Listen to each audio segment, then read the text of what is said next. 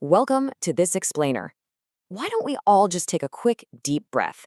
In our endlessly moving, super demanding modern world, finding a genuine moment of stillness, well, it can feel almost impossible, right? Today, we're stepping away from all that noise to explore a profound piece of ancient wisdom from the Bhagavad Gita, specifically Chapter 2, Sankhya Yoga. We're going to unpack a single, deeply powerful verse designed thousands of years ago to act as an anchor, bringing profound grounding and peace to turbulent lives. Section 1. Sankhya Yoga, Transcendental Knowledge. I'm going to share this Sanskrit verse with you now. Just listen to the rhythm and the cadence of these ancient words.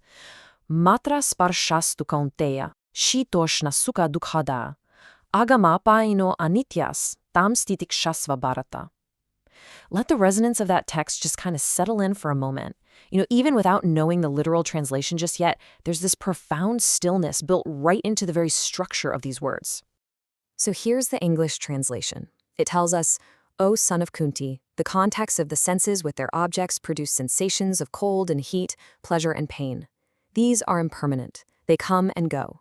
Bear them patiently, O Arjuna.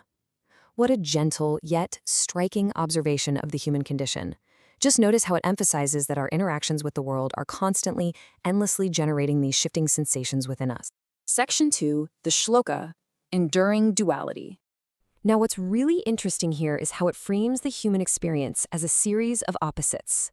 Consider the comparison between physical and emotional states. Cold versus heat, pleasure versus pain. We naturally understand that winter transitions into summer, right? We don't expect the winter frost to last forever, and we certainly don't expect the summer heat to never break. We accept physical weather as a cycle. The profound wisdom here is placing our emotional and mental feelings into that exact same category. Deep emotional pleasure and sharp emotional pain. They actually belong to the exact same category of fleeting, cyclical experiences as a cold breeze or hot sun.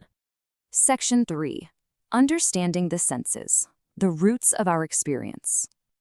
Okay, let's dive into this and look at the mechanics of how we actually experience our daily reality.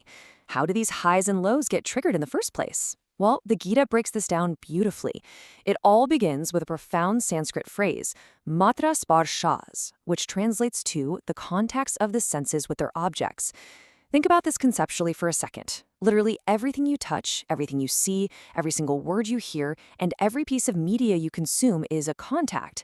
Your senses are the gateway, and the objects of the world are just constantly knocking on that gate, triggering an internal reaction, sometimes positive, sometimes negative. And that brings us to the next vital concept, anitya, impermanent, things that come and go. This brilliantly illustrates the core truth of the human experience. Neither our deepest, most euphoric joys, nor our sharpest, most debilitating pains are permanent. Every single sensation that's born from sensory contact is, by its very nature, destined to fade. It's like clouds passing across a vast open sky. They arrive, they linger for a bit, and eventually they dissipate. So, we have to ask ourselves a really crucial question. How does this 5,000-year-old wisdom solve today's modern lifespan problems? It's super easy to wonder how ancient philosophy bridges the gap to our incredibly demanding modern struggles. How does a text written millennia before the internet help us when our inboxes are full, our deadlines are looming, and we're just feeling entirely burnt out?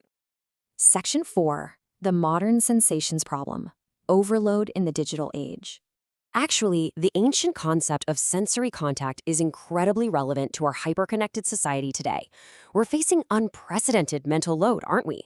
Endless dopamine loops from social media, information overload from 24/7 news cycles, and deep, exhausting career burnout. It's this constant, low-humming anxiety of modern life. And you know what? Every single one of these challenges is a modern manifestation of matra sparshas. We're constantly bombarded by synthetic stimuli that trigger our senses, bouncing us between artificial highs and exhausting lows, literally draining our energy and focus. But here's the thing. The Gita's solution isn't to run away. It doesn't tell you to throw away your phone, quit your job, and go live in a cave somewhere. The instruction is actually remarkably grounded. Endure pleasure and pain equally. Bear them patiently. It's really about developing a quiet internal strength. It's about cultivating a stable center that allows you to experience the highs of a career success and the lows of a stressful day without being consumed or completely defined by either of them. Section 5. Finding peace in impermanence. Applying the wisdom today. Wisdom is really only valuable when it actually changes how we live. So here are 3 simple, actionable steps drawn straight from the shloka that you can apply to your immediate routine. Step 1. Notice the sensory contact. The next time you feel a surge of anxiety from an email, or maybe a rush of ego from a compliment, just notice it. Catch the sensation right at the gate. Step 2. Remember it is anitya. Remind yourself in that exact moment, this feeling is impermanent. It's arrived and it will eventually leave. And step 3, endure it patiently without reacting. Don't let the fleeting sensation dictate your actions. Just sit with it. Let the cold wind blow past. Let the hot sun shine, but remain deeply rooted in your own internal calm. These are impermanent. They come and go. True peace doesn't come from a life with 0 problems, no heat, and no pain. It actually comes from the deep, unwavering acceptance of impermanence. When we finally stop fighting the waves and instead learn to patiently observe them rising and falling, we unlock a boundless, quiet energy within ourselves. So I want to leave you with this thought today. What fleeting sensation are you holding on to right now that you can finally give yourself permission to patiently let go of? Get ancient wisdom and infinite guidance, anywhere, anytime. Visit sanathan.app today. Start your spiritual journey now.